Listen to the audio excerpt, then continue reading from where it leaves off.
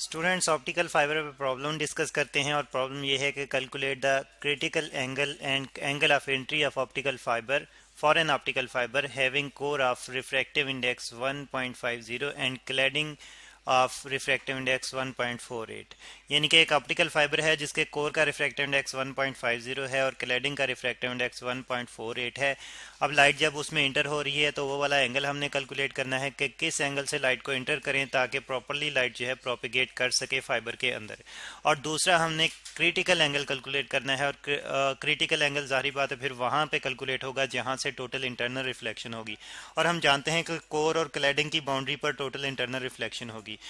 तो अब इसी चीज़ को हम जो है वो डायग्राम की मदद से समझने की कोशिश करते हैं। तो यहाँ पे फिर हम एक ऑप्टिकल फाइबर जो है उसका उसकी डायग्राम रिप्रेजेंट कर रहे हैं और उसमें लाइट की एंट्री देख रहे हैं और प्रोपिगेशन देख रहे हैं। तो इसमें फिर अगर हम बात करें सबसे पहले तो हम बात करते हैं एंगल ऑफ एंट्री की। तो एंगल ऑफ एंट्री जारी बात है यहाँ पे होगा, ये वाला एंगल हमने देखना है कितना होना चाहिए इस ऑप्टिकल फाइबर के एक्सिस के लॉन्ग, थीटा जो है वो कितना होना चाहिए। तो एंगल ऑफ एंट्री और फिर जारी बात है जब लाइट यहाँ से इंटर होकर रिफ्रैक्ट होगी तो यहाँ पे एक एंगल बनेगा और रिफ्रैक्शन के बाद एक एंगल यहाँ पे बनेगा। ठीक है, इसको हम चलें ज़रा थोड़ा क्लोज करके रिप्रेजेंट करते हैं यहाँ पे।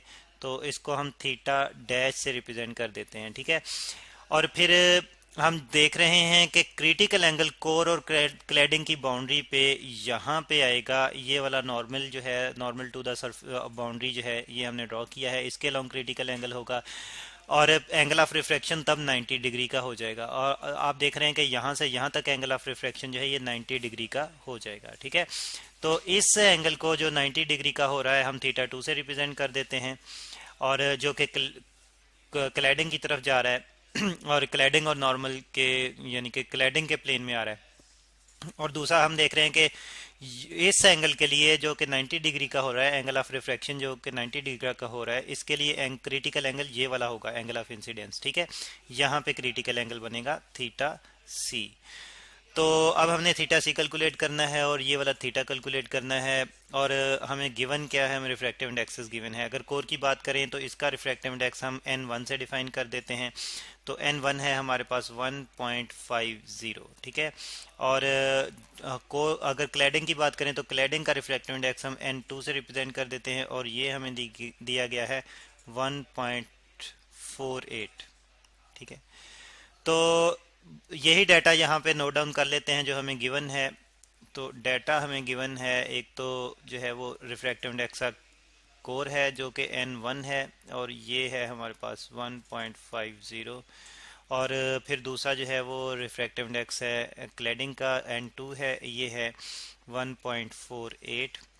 अच्छा, यहाँ पे फिर हम देख रहे हैं कि ये वाला एंगल थीटा जो है ये एयर में बनेगा क्योंकि आउटर साइड पे को इसके ऑप्टिकल फाइबर के आउटर साइड पे जो मीडियम है वो एयर है। ठीक है, यहाँ पे एयर है तो फिर एयर का रिफ्रैक्टिव इंडेक्स भी हमें लेना होगा इस एंगल के लिए। तो फिर एयर का रिफ्रैक्टिव इंडेक्स हम सिंपली n से रिप्रेजेंट कर देते हैं और हम जानते हैं कि इसकी वैल्यू 1 होती है, एयर के रिफ्रैक्टिव इंडेक्स की वैल्यू 1 होती है। ये भी ये लिख लेते हैं यहाँ पे n इज इक्वल टू 1। ठीक है, तो फिर एक तो हमने थीटा कैलकुलेट करना है जिसको हमने एंगल ऑफ एंट्री कहा है और दूसरा क्रिटिकल एंगल थीटा सी कैलकुलेट करना है।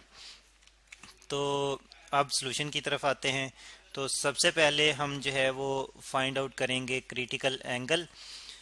तो क्रिटिकल एंगल अब कैसे फाइंड आउट करेंगे, स्नेल्स लॉ यूज करते हैं। स्नेल्स लॉ क्या है जी, sine n1 sine theta 1 n1 sine theta 1 is equal to n2 sine theta 2 sine theta 2।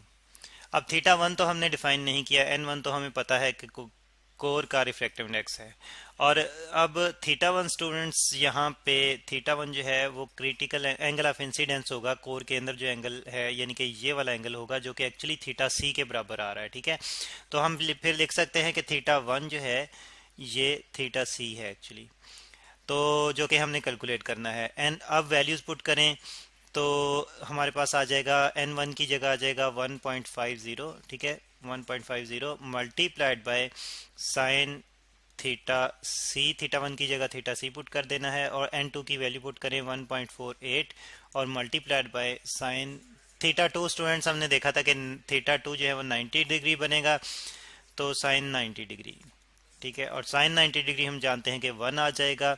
अच्छा, अब हम यहाँ से 1.50 भी जो है वो राइट साइड पे अगर शिफ्ट करें तो डिवाइड हो जाएगा, तो साइन थीटा सी हमारे पास आ जाएगा, साइन थीटा सी 1.48, और साइन 90 डिग्री 1 आएगा, 1.48 से मल्टीप्लाई होकर 1.48 एज इट इज़ आ जाएगा। और फिर ये 1.50 जो हमने शिफ्ट किया है यहाँ पे, ये जो है वो डिनोमिनेटर में आएगा। और अब हम थीटा सी अगर हमने फाइंड आउट करना है तो हम साइन इनवर्स लेंगे, फिर इस साइन को यानी कि इस तरह शिफ्ट करें, साइन इनवर्स में आएगा, तो sine inverse of 1.48 divide by 1.50। और कैलकुलेटर की मदद से स्टूडेंट्स जब हम इसको सॉल्व करते हैं तो थीटा सी की वैल्यू हमारे पास आ जाती है 80.6 डिग्री, ठीक है। क्रिटिकल एंगल हमने फाइंड आउट कर लिया, और ये साइन इनवर्स जो है प्रॉपर्ली यहाँ पे लिख लें। और इसके बाद हमने एंगल ऑफ एंट्री कैलकुलेट करना है। एंगल ऑफ एंट्री हम कैसे कैलकुलेट करेंगे, तो एंगल ऑफ एंट्री जो कि हमारे पास थीटा है ये हमने फाइंड आउट करना है। तो इसके लिए स्टूडेंट्स हमें थीटा डैश भी जो है वो मालूम होना चाहिए, जबकि हम देख रहे हैं कि थीटा डैश की वैल्यू हमें गिवन नहीं है।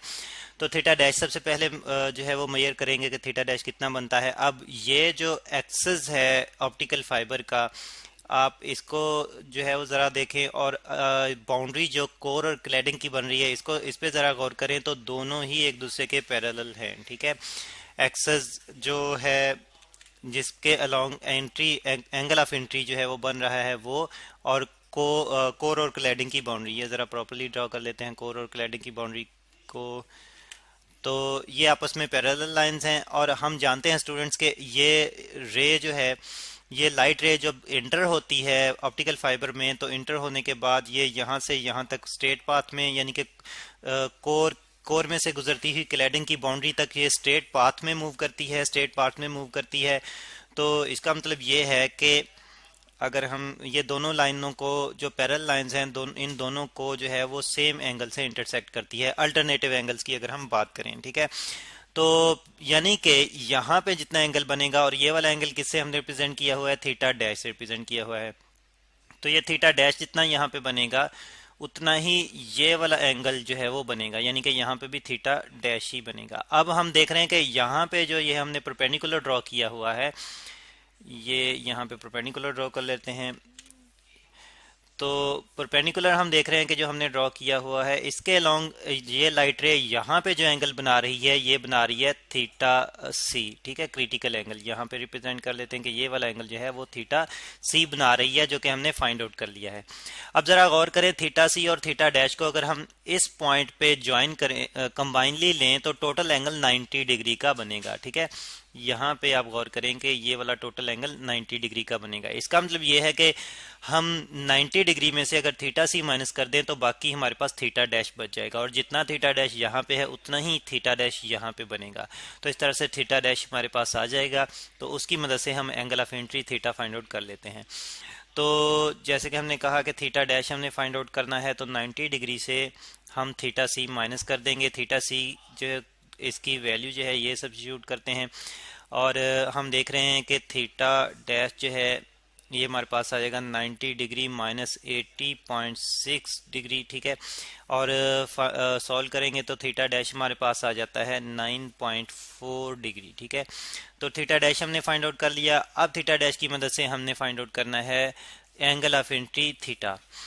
तो फिर हम देख रहे हैं कि एंट्री हो रही है एयर से, और एयर का रिफ्रैक्टिव इंडेक्स हमने जो है वो एन से रिप्रेजेंट किया हुआ है, तो n sine theta is equal to, यही एंट्री क्लैडिंग में हो रही है, सॉरी कोर में हो रही है, कोर का रिफ्रैक्टिव इंडेक्स हम एन वन से रिप्रेजेंट किया हुआ है, और कोर में जो फिर एंगल बन रहा है एंट्री के दौरान में इंटर होते हुए रिफ्रैक्शन के बाद, वो थीटा डैश बन रहा है, साइन थीटा डैश, ठीक है।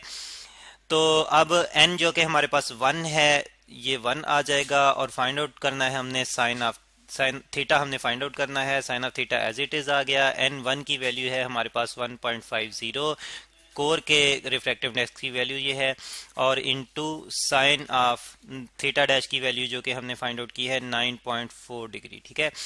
तो अब अगर हम सॉल्व करें साइन 9.4 डिग्री को सॉल्व करें और इसके साथ 0.50 मल्टीप्लाई करें तो हमारे पास साइन ऑफ थीटा आ जाता है। Sine of theta is equal to 0.0245, ठीक है, 0.245। तो हमने फाइंड आउट करना है थीटा, तो साइन इनवर्स ले लेंगे 0.245 का, तो साइन इनवर्स ऑफ 0.245 और कैलकुलेटर की मदद से सॉल्व करेंगे तो थीटा की वैल्यू हमारे पास आ जाएगी 14.2, ठीक है। तो स्टूडेंट्स ये है वो एंगल ऑफ एंट्री, यानी कि इस एंगल से हम लाइट को इंटर करेंगे ताकि लाइट जो है वो फाइबर में प्रॉपरली प्रोपेगेट कर सके, प्रॉपरली ट्रेवल कर सके through continuous refraction and total internal reflection.